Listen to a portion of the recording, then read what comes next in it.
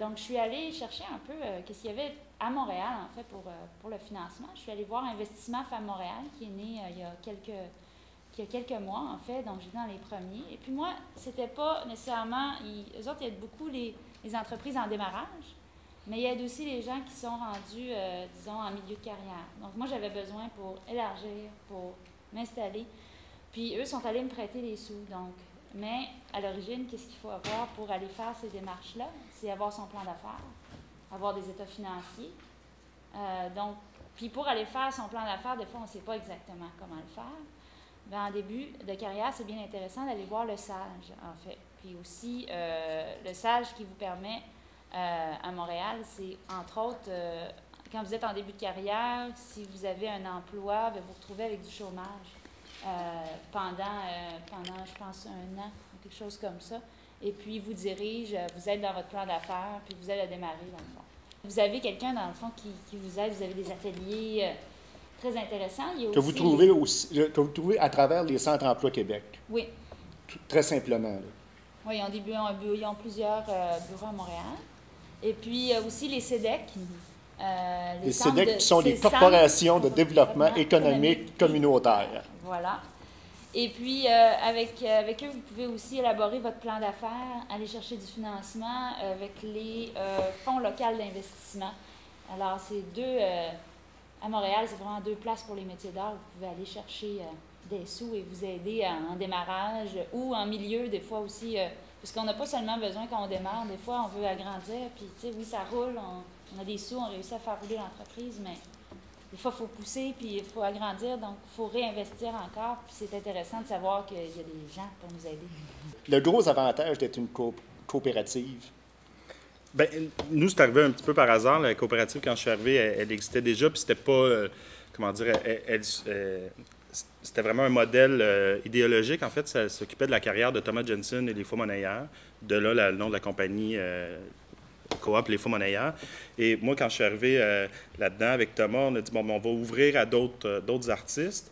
Puis, on s'est aperçu, bon, les avantages, justement, on s'est aperçu que on était une entreprise, on était reconnu par la SODEC, ça faisait plus que 2 ans que ça existait. La SODEC, tout le monde sait ce que c'est. La Société de développement des entreprises culturelles. Pour faire une histoire courte, c'est que la SODEC, elle aide vraiment les entreprises, contrairement à certains conseils des arts qui sont plus orientés vers les artistes. Bon, ça revient au même ultimement, mais la distinction est bien importante parce que la SODEC va quand même évaluer toujours, oui, la qualité artistique va compter peut-être pour 20 de la note globale à l'évaluation de la demande de subvention, mais tous les autres critères, le plan de développement, la santé financière de l'entreprise, etc., va compter aussi pour 80 des chances d'obtenir du financement. Donc, c'est bien important à ce niveau-là. L'artistique compte, mais pas autant que sur d'autres trucs. Non. Pour revenir à la coop, c'est qu'individuellement, bien là, c'est ça. Comme je disais tantôt, ça permet quand même aux artistes individuellement d'aller chercher des bourses de recherche et création, d'autoproduire leurs disques et tout. Et nous, on intervient surtout en spectacle. On a une exception là, au niveau du disque, mais le disque est en crise. Bon, peut-être pas tout le monde le sait, mais dans le milieu de la musique, c'est assez unanime. Le disque vit une crise monumentale. En même temps, c'est un moment justement pour trouver des nouveaux modèles pour produire la musique et produire des spectacles. Donc, je reviens à l'avantage, ben c'est ça, c'est que la compagnie existe, elle a les outils, puis elle est gérée par des non-artistes, en l'occurrence moi et d'autres personnes qui ne sont pas artistes, mais elle sert aux artistes, puis elle appartient aux artistes parce que au niveau légal, c'est à eux l'entreprise. Une coopérative, c'est une coopérative de producteurs, donc les artistes sont propriétaires et membres de l'entreprise, mais propriétaires aussi. Moi, je ne suis plus là demain matin, c'est à eux l'entreprise, c'est pas à moi. Il faut vraiment savoir que quand on décide de s'incorporer, ça implique beaucoup d'obligations aussi. Ça prend une rigueur. Avoir une compagnie, c'est gérer un CA. Donc, ça oblige à des réunions de conseil d'administration, des assemblées générales. Ça prend un petit peu quand même d'expertise. Je veux dire, il faut faire ses devoirs. Une compagnie, ça se gère on ne peut pas gérer ça comme on veut. Il y a des procédures à respecter, il y a des procès-verbaux à rédiger, il y a des comptes à rendre. Fait que c'est juste qu'il faut le savoir. Ça prend du temps. Donc, si vraiment, là, vous n'avez pas de temps à consacrer à ça, c'est peut-être pas la bonne forme dès le départ. Moi, c'est ce que je dirais. Je pense que c'est ça. Il y a quand même une lourdeur administrative et de gestion qui accompagne. Il y a plein d'avantages à être en compagnie, mais ça en fait partie aussi, puis il faut le considérer. Moi, j'avais juste oublié tantôt, dans les financements, j'oubliais l'OFQJ, super important en métier d'art. J'étais en train de penser, je dis, j'ai pas parlé de l'OFQJ. Entre autres, puis quand on a besoin de conseils, le Conseil des métiers d'art aussi est très présent pour répondre à la demande, puis il offre beaucoup aussi de bourses, exemple, tous ceux qui sont en textile ou en céramique. Il y a l'inscription pour brouage bientôt, qui est une expérience d'aller exposer en France, puis que j'ai fait l'année passée. Et puis ça, c'est à travers le conseil. Et des fois, il y a des alliances entre conseil et puis l'OFQJ. Je voulais juste faire la parenthèse. Ce que vous dites est extrêmement important, puis surtout quand on est jeune, c'est de s'inscrire à nos regroupements, que ce soit le Conseil des arts médiatiques, le Conseil des métiers d'art, etc. C'est vraiment des ressources incroyables et on peut y apprendre beaucoup. Gratuite. C'est ça. C'est de l'expertise. Le Conseil des métiers d'art, on devient membre, mais il y a plusieurs avantages. Aussi, de parler avec les autres artistes, d'être en communication. On reçoit des communiqués, il y a des expositions. En fait, le Conseil des métiers d'art est géré justement par un conseil d'administration, donc ça se trouve à être aussi une entité. Donc, quand on a besoin d'informations, de savoir...